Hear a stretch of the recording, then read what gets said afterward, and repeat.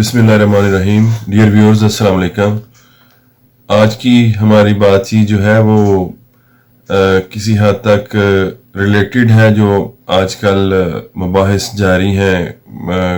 मुल्क की और ख़ास तौर पे सूबा पंजाब में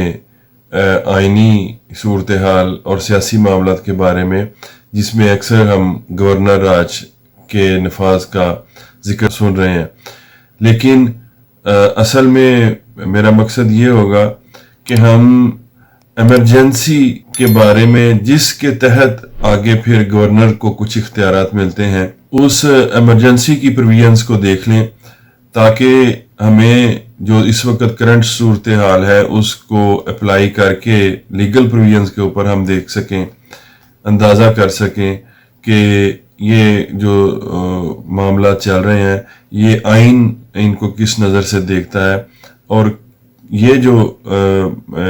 अनान इक़्तिदार में है या जो लोग मेंबर्स हैं जो जिन पर आइन की इम्प्लीमेंटेशन का फ़र्ज़ है, वो किस हद तक आइन की प्रोविजंस के ताबे बातचीत कर रहे हैं या उसको फॉलो कर रहे हैं। गवर्नर राज का लफ्ज़ जो है वो कहीं भी आइन में मौजूद नहीं है या गवर्नर्स रूल, बल्कि ये मुख्तलिफ सूरत हालात जो बयान की गई हैं आइन में, उनके तहत मुख्तलिफ हालात के तहत प्रेसिडेंट ऑफ पाकिस्तान का इख्तियार है कि वो एमरजेंसी नाफज कर दे मुल्क में, और फिर जब इस तरह एमरजेंसी का नफाज करता है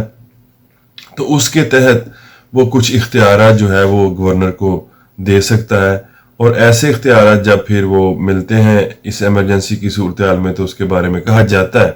कि जी गवर्नर राज जो है वो नाफज हुआ है। हम देखते हैं कि ये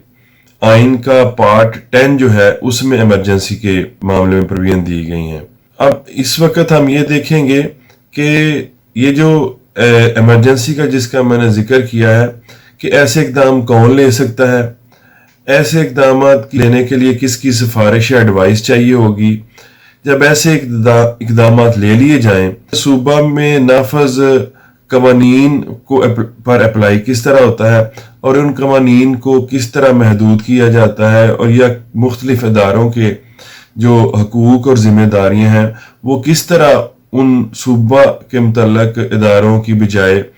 वफाक को दी जाती हैं, और फिर ये कि ये कितनी देर तक जो है वो प्रोक्लेमेशन ऑफ इमरजेंसी जो है वो जारी रह सकता। इसमें हम सबसे पहले ये देखेंगे कि इमरजेंसी की जो दफात है उनका जिक्र, सबसे जो बड़ी इमरजेंसी जिसको समझा जाता है उसके हवाले से इसका जिक्र आया है आर्टिकल 232(1) जो है आईन पाकिस्तान 1973 में। अब इसके मुताबिक ये है कि अगर सदर सेटिस्फाइड हो, यानी कि हालात देकर वो ये समझे कि ऐसी ग्रेव इमरजेंसी या इतनी संगीन हंगामी हालात मौजूद हैं जिनमें सिक्योरिटी ऑफ पाकिस्तान यानी पाकिस्तान की सालमियत या पाकिस्तान के किसी हिस्से की सिक्योरिटी या सालमियत को जंग यानी फॉरेन एग्रेशन, बैरूनी हमला, बैरूनी जहरियत का खतरा है, या अंदरूनी खलफिशार या नक्स अमन या हालात ऐसे हैं कि जो कि सूबाई हुकूमत के कंट्रोल से बाहर है, तो फिर वो एमरजेंसी का नफाज कर सकता है जिसको प्रोक्लेमेशन ऑफ इमरजेंसी कहते हैं। अगर अंदरूनी खलफिशार या डिस्टर्बेंस की बिना पर इमरजेंसी नाफज करनी हो तो इसके लिए सूबाई असम्बली करारदाद पास करके सदर को कह सकती है कि जी हालात ऐसे हैं, इमरजेंसी नाफज कर दी जाए।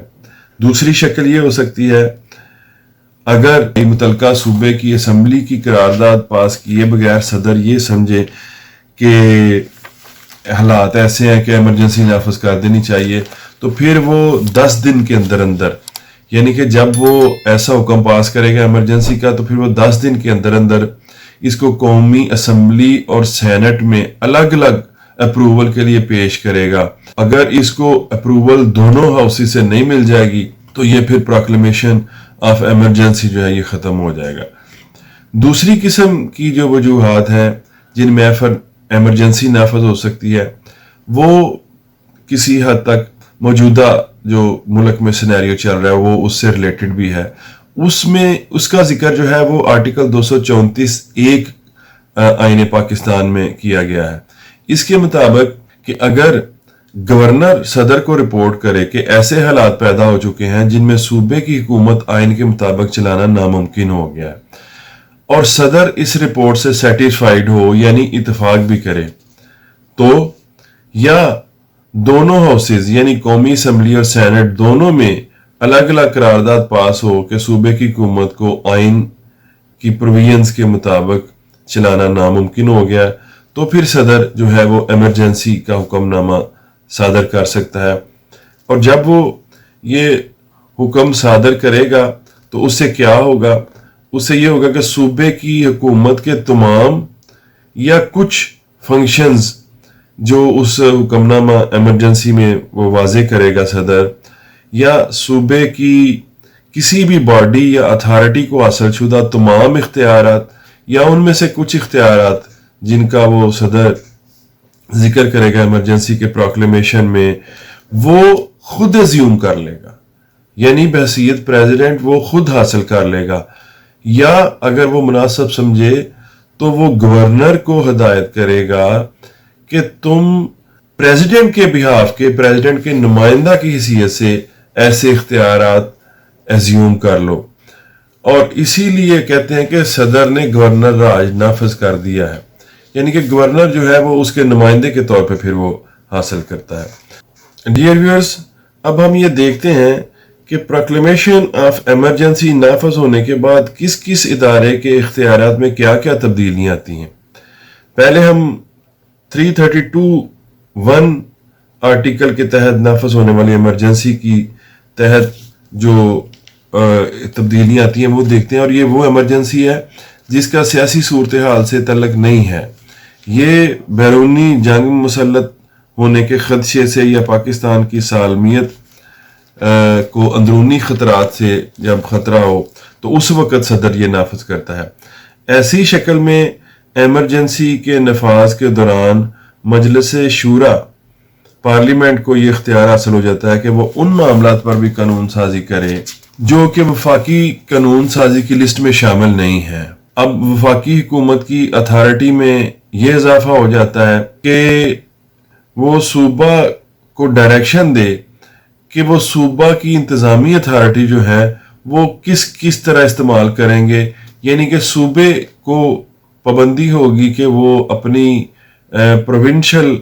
اتھارٹی جو ہے وہ وفاقی حکومت کی ڈائریکشن کے تابع استعمال کریں۔ پھر وفاقی حکومت حکم نامہ کے ذریعے صوبائی حکومت کے تمام فنکشنز یا کچھ فنکشنز، تمام اختیارات یا کچھ اختیارات جو صوبائی حکومت کے تحت چلنے والی باڈیز، کارپوریشنز یا اتھارٹیز کو حاصل ہیں، وہ وفاقی حکومت جو ہے پھر وہ خود ازیوم کر لے گی، یا وفاقی حکومت اگر گورنر کو کہے، ہدایت دے، تو پھر وہ وفاقی حکومت کے بہاف پہ ایسے اختیارات جو ہے وہ گورنر ازیوم کرے گا۔ لیکن وفاقی حکومت یا اس کے بہاف پر گورنر کون کون سے اختیارات ازیوم نہیں کر سکتے؟ وہ یہ ہے کہ وہ صوبائی اسمبلی کے اختیارات ازیوم نہیں کر سکتے، آئین کے تحت ہائی کورٹ کو حاصل اختیارات ازیوم نہیں کر سکتے، اور نہ کلی طور پر یا جزوی طور پر کوئی ایسا اختیار یا آئین کی کوئی شک جو ہائی کورٹ کو اختیارات دینے کے متعلق ہے اس کو نہ معطل کر سکتے ہیں اور نہ محدود کر سکتے ہیں۔ اور یہ بھی اس میں ہوتا ہے کہ صوبائی اسمبلی کے قانون سازی کے اختیارات جو ہیں وہ برقرار رہتے ہیں، لیکن جن معاملات میں قانون سازی صوبائی اسمبلی کر سکتی ہے اس پر جو ایمرجنسی کے حکم کے نفاذ کے تحت قومی اسمبلی کو اختیارات ملے ہیں قانون سازی کے، اسی معاملے پہ اگر صوبائی اسمبلی کے قانون سازی کرنے سے پہلے یا صوبائی اسمبلی کے قانون سازی کرنے کے بعد بھی وفاقی حکومت اگر قانون سازی کر دے تو پھر جو وفاقی حکومت کی قانون سازی ہوگی اس سے متصادم جو صوبائی حکومت کی قانون سازی ہوگی وہ وائڈ یا کالعدم ہوگی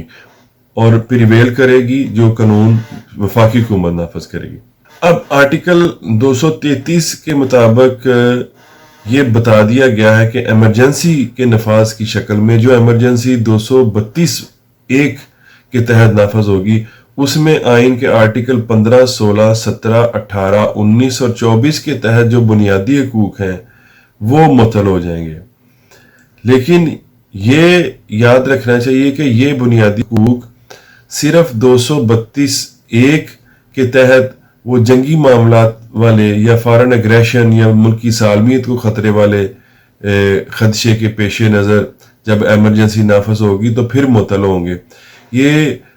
جب صوبے کی حکومت آئین کے مطابق نہ چلا سکے جانے کی بنا پر 234 کے تحت ایمرجنسی کا حکم نافذ ہو تو اس میں بنیادی حقوق معطل نہیں ہوتے۔ اب ہم دیکھتے ہیں کہ آرٹیکل 234 کے تحت جب اس بنا پر ایمرجنسی نافذ ہو جائے کہ صوبائی حکومت آئین کے مطابق نہیں چلائی جا سکتی، تو تب کن اداروں کے اختیارات کو کس طرح تبدیل کر کے استعمال کیا جاتا ہے۔ ایسی ایمرجنسی کے دوران صوبائی حکومت کی اتھارٹی مجلس شورا یا پارلیمنٹ استعمال کرے گی اور صوبائی حکومت پارلیمنٹ کی ہدایت کے تحت اپنے اختیارات استعمال کرنے کی پابند ہوگی۔ صدر مختلف صوبائی اداروں کو حاصل اختیارات کو اس حد تک معطل یا محدود کر سکتا ہے جس حد تک ایمرجنسی کے نفاذ کے مقاصد کے حصول کے لیے معطل کرنا یا محدود کرنا ضروری ہو۔ لیکن اس میں پھر وہی بات کہ اس میں ہائی کورٹ کو اختیارات جو حاصل ہیں آئین کے تحت نہ ان کو محدود کیا جا سکے گا اور نہ آئین کی ایسی کسی شق کو معطل یا محدود کیا جا سکے گا ہائی کورٹ کو اختیارات دینے کے لیے جو شقیں وضع کی گئی ہیں۔ یہ ذکر بھی دوبارہ کرنا ضروری ہے کہ جب 234 آرٹیکل کے تحت صوبہ کو آئین کے مطابق نہ چلا سکنے کی بنا پر ایمرجنسی نافذ کی جائے گی تو اس میں بنیادی حقوق معطل نہیں ہوں گے۔ ڈیئر ویورز، اب ہم دیکھتے ہیں کہ ایمرجنسی کا دورانیہ کتنا ہوگا۔ پہلی دفعہ والی جو ایمرجنسی ہے 232(1) کے تحت حکم نافذ کیا جاتا ہے، اس میں ایک بات تو یہ ہوگی کہ ایمرجنسی کے نفاذ کے دوران مجلس شورا جو ہے وہ پارلیمنٹ یعنی قومی اسمبلی کی مدت بڑھا سکتی ہے، جو کہ 1 سال تک یعنی بڑھا سکتی ہے، کم بھی بڑھا سکتی ہے، 2 ماہ، 4 ماہ، 6 ماہ، جتنا بھی، لیکن میکسیمم 1 سال تک قومی اسمبلی کا دورانیہ بھی جو ہے وہ بڑھایا جا سکتا ہے۔ دوسرا جو یہ ہے 232(1) کے تحت جو پروکلیمیشن آف ایمرجنسی جاری ہوگا، اس کا 30 دن کے اندر اندر پارلیمنٹ کے مشترکہ اجلاس میں پیش کیا جانا ضروری ہے۔ اگر 2 ماہ وہ پینڈنگ رہتا ہے پارلیمنٹ کے مشترکہ اجلاس میں اور اس کے اوپر کوئی بھی فیصلہ نہیں آتا پارلیمنٹ کے مشترکہ اجلاس کا، تو وہ جو ایمرجنسی کا حکم ہے وہ خود بخود ختم ہو جائے گا۔ لیکن اگر ان 2 ماہ کے دوران پارلیمنٹ اسے اپروو کر دے تو پھر یہ نافذ رہے گا، اور اگر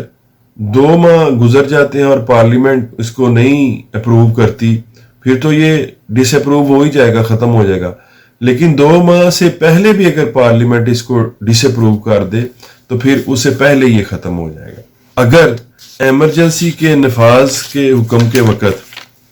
جو ہے وہ قومی اسمبلی موجود نہ ہو، ڈیزالوڈ ہو،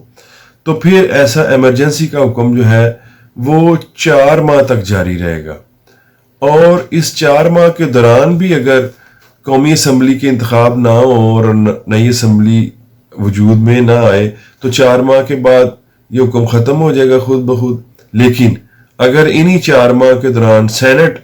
قرارداد اکثریتی رائے سے پاس کر کے اس کو اپروو کر دے تو پھر بھی یہ حکم جاری رہے گا۔ اب دوسرا حکم، وہ حکم جو صوبے میں آئینی بحران کی شکل میں آرٹیکل 234 کے تحت ایمرجنسی کا حکم نافذ کیا جاتا ہے، اس کا دورانیہ کتنا ہوتا ہے یا اس کی ریکوائرمنٹس کیا ہیں، وہ بھی یہ ہے کہ یہ بھی پارلیمنٹ کے مشترکہ اجلاس میں پیش کیا جائے گا، اور 2 ماہ تک اس کو پارلیمنٹ اگر اپروو نہ کرے تو یہ خود بخود ختم ہو جائے گا۔ لیکن اس میں ڈیفرنس یہ ہے کہ اس کو پارلیمنٹ اگر اپروو کر دے تو پھر وہ اس کو 2 ماہ تک مزید اس کا دورانیہ بڑھا سکتی ہے، اور وہ بھی جوائنٹ سٹنگ میں ہی ہوگا۔ پھر ایک دفعہ مزید 2 ماہ کے لیے اس کا دورانیہ بڑھایا جا سکتا ہے، لیکن ایسا جو 234 آرٹیکل کے تحت جو ایمرجنسی کا حکم نافذ کیا جاتا ہے اس کا دورانیہ کسی بھی شکل میں 6 ماہ سے زیادہ نہیں ہو سکتا۔ اس کے علاوہ ایک تیسری ایمرجنسی کی شکل بھی ہے جو آرٹیکل 235 کے تحت ہے، وہ ایمرجنسی جو ہے اس کو فائنینشیل ایمرجنسی کہتے ہیں۔ اس میں فائنینشیل ایمرجنسی کی شکل میں یہ ہے کہ اگر مالی معاملات، فائنینشیل سٹیبلٹی، اکنامک لائف اور اعتماد جو ہے پاکستان کا، کریڈٹ آف پاکستان یا اس کے کسی حصے کا وہ تھریٹن ہو، وہ خطرے میں ہو، اور کنسلٹیشن دیں گورنرز یا متعلقہ صوبے کا گورنر صدر کو، تو وہ صدر جو ہے وہ فائنینشیل ایمرجنسی جو ہے وہ نافذ کر سکتا ہے۔ جب فائنینشیل ایمرجنسی نافذ کی جاتی ہے تو اس میں نہ بنیادی حقوق معطل ہوتے ہیں، نہ اور جس طرح کے ذکر کیا پہلے اسمبلیوں کے یا اداروں کے اختیارات۔ اس میں جو بیسک چیز ٹچ کی جاتی ہے وہ یہ ہے کہ فائنینشیل معاملات جو ہیں وہ صوبائی اسمبلی جو ہے وہ فیڈرل گورنمنٹ کی ہدایات کے مطابق کرنے کی اپنے اختیارات پابند ہو جاتی ہے صوبائی حکومت۔ اور ان اختیارات میں یہ اختیارات بھی شامل ہوتے ہیں کہ ٹیکسز بڑھائے جا سکیں، وہ ہدایت کرے کہ یہ ٹیکس بڑھا دی جائے، یا مختلف اداروں کے جو ملازمین ہیں یا افسران ہیں ان کی تنخواہوں کو کم کرنے کے ہدایات صوبائی محکموں کی، اور اسی طرح فیڈرل محکمے جو ریلیٹڈ ہوں اس ایمرجنسی کے معاملات میں جو صوبائی محکمہ جات کو ہیلپ آؤٹ کرنے کے لیے، ڈائریکشنز دینے کے لیے استعمال ہوں، ان کی تنخواہوں میں بھی جو ہے وہ کٹ کر کے ان کو کم کرنے کی ہدایت جو ہے وہ فیڈرل گورنمنٹ کر سکتی ہے۔ تو ڈیئر ویورز، امید ہے کہ گورنر راج کا مروج جو لفظ ہے وہ ہمارے علم میں آ گیا ہے کہ گورنر راج بیسیکلی ایک پریزیڈنٹ نے اختیارات لینے ہوتے ہیں، وہ چاہے تو وہ تمام کے تمام خود یہی اختیارات خود اپنے پاس رکھ سکتا ہے، اور وہ گورنر کو بالکل ان میں سے کوئی اختیار نہ دے اور سارے اختیارات یہ خود استعمال کرے۔ اور اس کی ثوابدید ہے کہ وہ یہ بھی کر سکتا ہے کہ وہ کہے کہ اس کے بہاف پہ، صدر کے بہاف پہ گورنر ایسے اختیارات جو ہے وہ استعمال کرے۔ مجھے امید ہے کہ اس ایمرجنسی کی پروویژنز کا علم ہونے کے بعد جو اس وقت مباحث جاری ہیں ان کو سمجھنا اور ان کو صحیح طرح سے دیکھنا کہ کیا یہ جو باتیں ہو رہی ہیں یہ بھی آئین کے مطابق ہو رہی ہیں یا آئین سے ہٹ کے آئین کی غلط تشریح کر کے لوگ کر رہے ہیں، ہمارے لیے آسان ہوگا۔ آج کے لیے اتنا ہی، آئندہ نئے ٹاپک کے ساتھ حاضر ہوں گے۔ اللہ حافظ۔